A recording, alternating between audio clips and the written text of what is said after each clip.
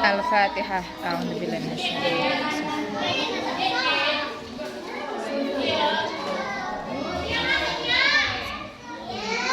Saya masih menjelaskan yang 6.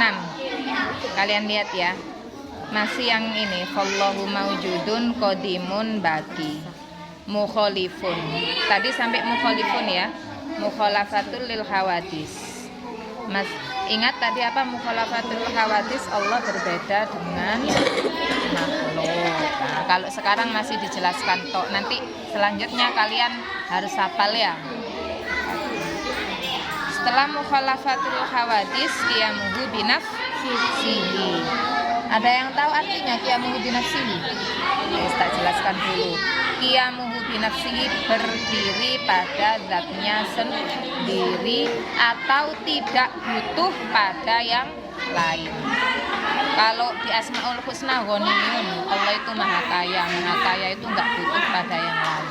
Kalau kamu makan masih butuh orang tua, duduk butuh tempat, tidur butuh tempat. Ini nggak butuh kasur, masih nggak butuh kasur apa kamu nggak butuh lantai? Ya? Kan, gitu ya. Itu manusia. Jadi semua makhluk itu pasti butuh pada yang lain. Pikiran di ono makhluk sih nggak butuh lain. Nggak ada kan ya? Semua makhluk butuh yang. Nah, Allah itu tidak butuh apapun, ya. Nggak butuh apapun. Itu qiyamuhu binafsihi.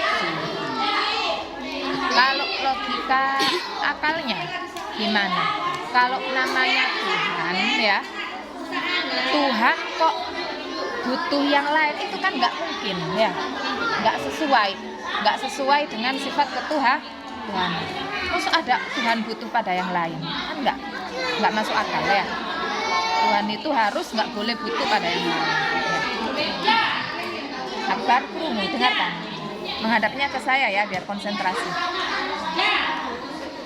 Terus tadi mukhalafatul hawadis qiyamuhu binafsihi wahdani niyat. Apa artinya wahdaniyat? Wahdaniyat itu esa itu apa? Satu. Ya. Kalian kemarin belajar terjemah sifatnya Allah apa enggak sama sekali? Atau stoto endi terjemahane sifatnya Allah? Sampai apa? Wahdaniyat toto. Wahdaniyat sampai? Enggak sampai ya.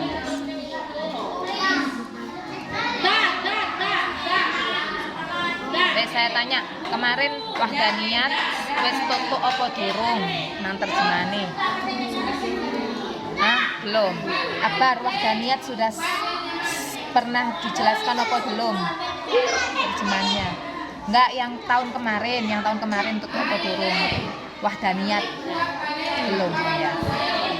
Kalau yang pokoknya yang di kelas 4 dalam 1 tahun apa target paling rendah itu kalian hafal itu ya, hafal yang semua sifat Allah ya. Pokoknya 50 aqaid itu hafal dan artinya ya. Itu apa? Biar saya itu selama setahun itu ada yang kalian bawa ya. Setelah naik ada yang kalian bawa. Ono oleh-oleh ya selama setahun itu ada oleh-oleh. Rekreasi kan ono oleh-oleh. Mosok selama setahun ilmu enggak ono oleh-oleh sendiko ya. Gitu ya. Akbar nggak mendengarkan, menghadap ke saya dan mendekat.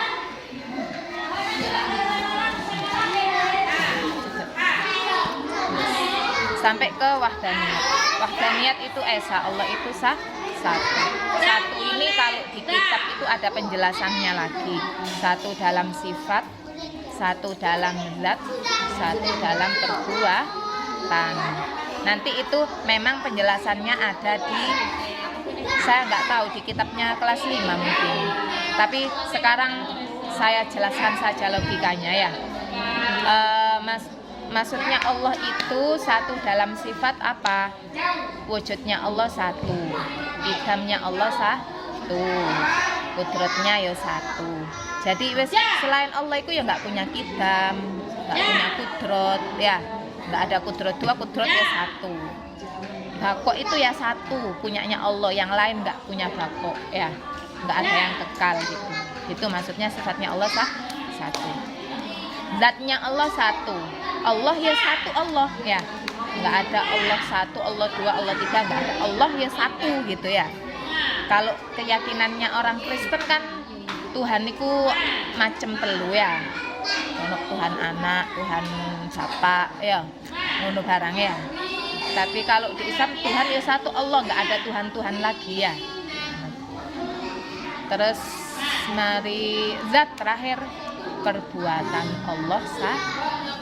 Nah ini yang apa? Yang berhubungan dengan kehidupan manusia ruhno. Yang wahdaniyat yang nomor 3 yang berhubungan dengan takdir kita, yaitu hakikat semua yang terjadi pada makhluk itu adalah perbuatannya Allah.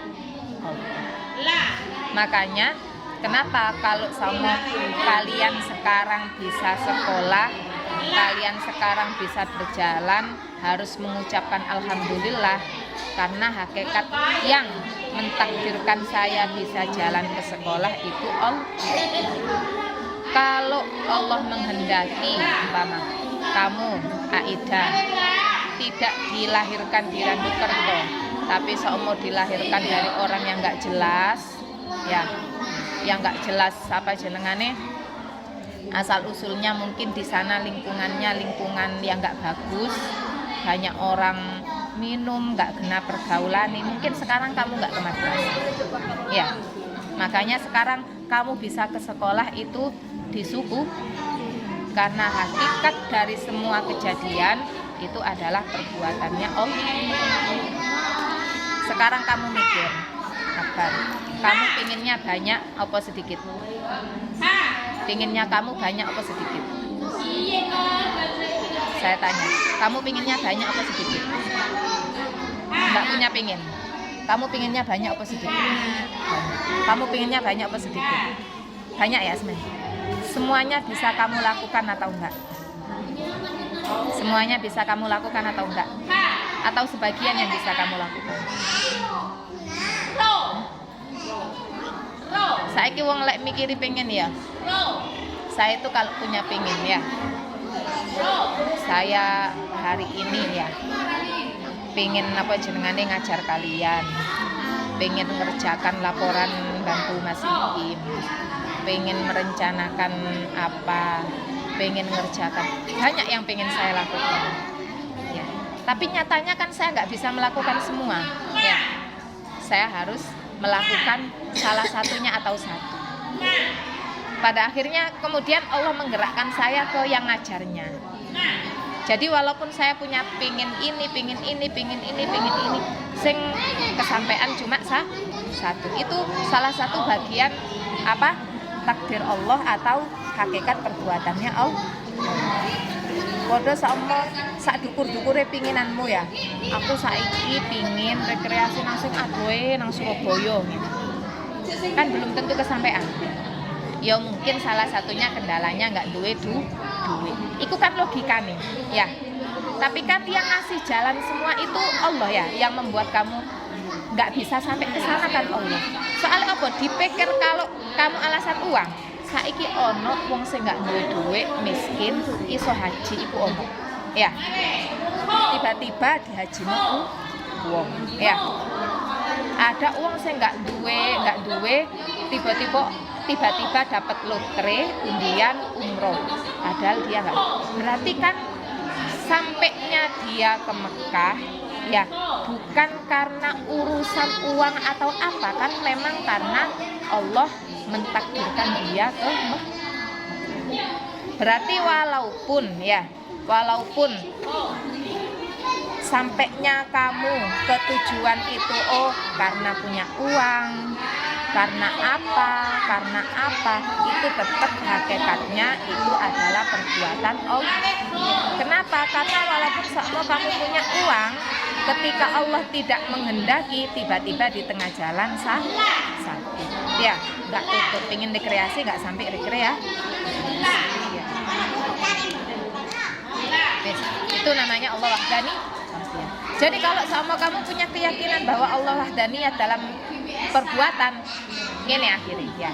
Ketika kamu dapat musibah, kepaten ya, entah ibunya mati ya, entah suatu saat kalau punya anak-anaknya meninggal. Kan yang paling menyakitkan itu orang tuanya meninggal atau anaknya meninggal. Orang kalau punya keyakinan bahwa Allah itu wahdaniyat dalam perbuatan, Allah itu satu dalam perbuatan. Ingatkan Siska, Akbar nggak konsentrasi omong dulu. Kamu di sebelah sini aja, saya biar bisa lihat kamu. Kalau kamu punya keyakinan bahwa Allah itu wahdaniyat ya dalam perbuatan, maka ketika kamu diuji dengan kematian, dengan kecelakaan, dengan sakit, pada seketika itu juga kamu jadi orang yang tawakal. Karena kamu sadar dengan sadar, oh iya, ini adalah kehendak bener, saya pengen ibu saya sehat, saya pengen ibu saya masih ada, saya pengen anak saya sehat, tumbuh dewasa, saya pengen ya apa jenengannya semua baik-baik saja. Tapi kan saya nggak bisa berbuat apa-apa dengan kehendak Allah.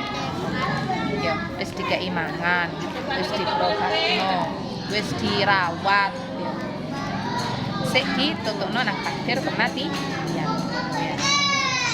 Tapi kalau orang tidak punya keyakinan seperti itu, kan itu apa?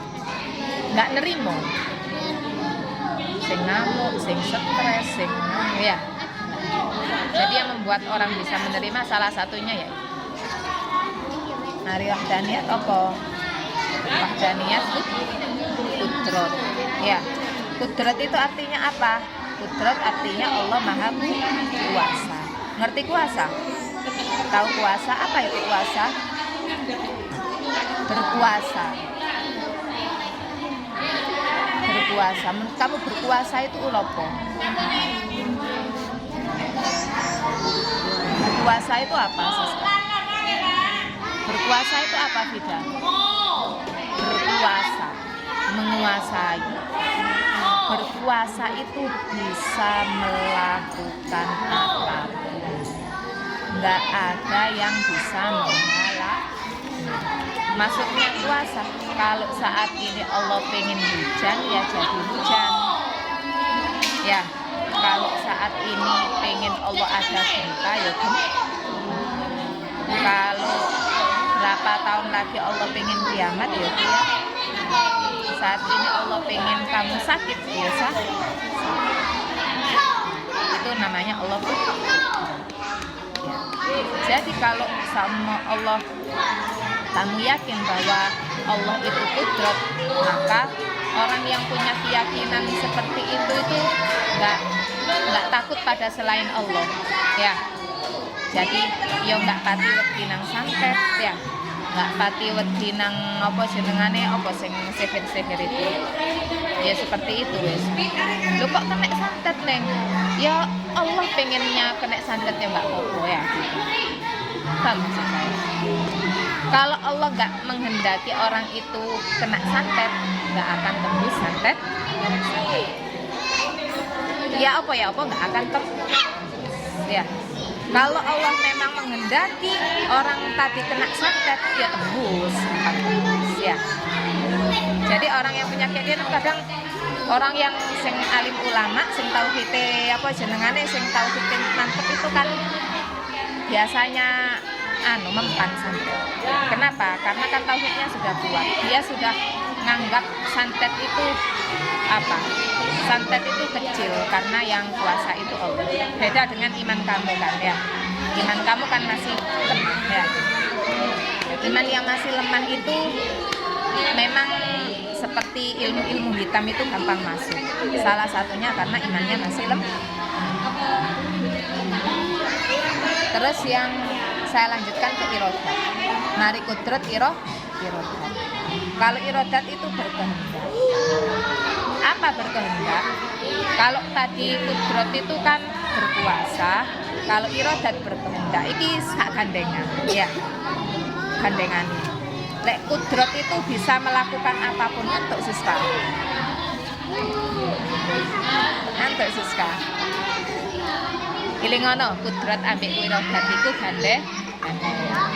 Orang pingin orang bisa melakukan kan pingin ya. Pingin terus melakukan ya, gitu kan ya. Lah irodat itu pingin, karepe, keinginan Allah. Jadi Allah itu punya keinginan, nggak bisa dipaksa oleh orang lah. Jadi irodat itu kehendak sak karepe dhewe. Intinya Allah nggak bisa diatur, nggak bisa orang yang ngatur. Jadi sama kita ndonga itu apa? Ndonga itu cuma berharap, nggak ngatur ya. Ndonga itu nggak kok sama ndonga nggak diijabahi. Wong kita nggak bisa ngatur Allah. Kita itu mek ngarep kok, ngarep Allah itu welas ya, ngarep sugih kan ngarep. Tetep kita nggak bisa ngatur. Makanya kadang ono wong nggak pati ndonga kok sugih. Ya ketepaan Allah pingin dia sugih nggak tahu. Jadi orang ndonga itu ngarep. Tapi Allah itu seneng nang wong sing ndonga. Tapi hakikatnya orang ndonga itu, orang mukmin itu nggak boleh pingin diwehi, tapi apa? Pingin disenangi Allah, gitu ya. Jadi karena Allah itu irodat, maka Allah itu nggak bisa dipaksa, nggak bisa diatur yang lah. Kalau kamu selain Allah bisa diatur nggak?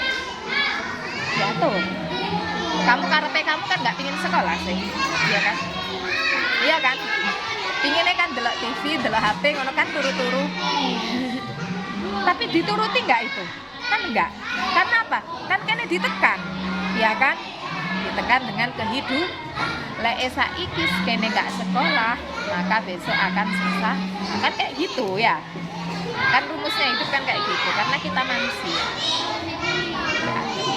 Iku lek manusia. Terus sampai Allah bilang, seluruh makhluk itu tunduk pada saya dengan terpaksa atau dengan keinginan. Contohnya apa? Langit itu ya, langit itu bagaimanapun juga akan tunduk pada Allah. Allah memerintahkan hujan, nggak bisa ngelak, pasti dia akan menurunkan hujan, pasti akan tunduk ya. Bumi itu sekarang tenang karena Allah minta tenang. Kalau Allah sudah bilang pada bumi bergoncang, mau nggak mau bumi akan bergoncang, ya kan? Lah kita kan nunggu meneng tok, kita merasa tenang karena bumi tenang, ya. Tapi kalau Allah bilang bumi bergoncang, gempa, karena bumi kan posisinya tunduk, alam ini tunduk, ya, maka dia akan bergoncang. Wes sampai irodat, ya, paham ya sampai irodat.